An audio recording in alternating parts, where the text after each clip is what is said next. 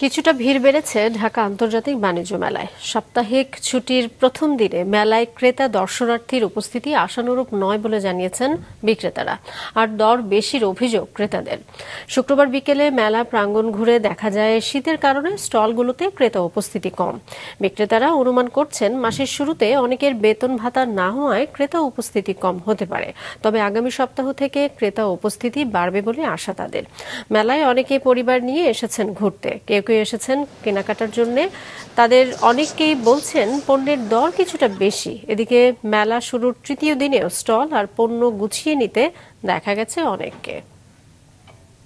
এবারের লোক সমাগম দেখতেছি অনেক ভালো, আশা করতেছি সামনে হয়তো আরো ভালো হবে। আরো 2-3 দিন পর ইনশাল্লাহ হতে পারে ভালো ব্যবসা। আমাদের দেশীয় পাটের যে ব্যাগ বা ইয়েগুলো দেখলাম আর কি, এখানে একটু দামগুলো আমাদের কাছে একটু বেশি মনে হচ্ছে আর কি। তেমন কাস্টমার এখনো হয় নাই, যেমন আজকে একটু টুকটাক দেখা যাইতেছে কাস্টমারের।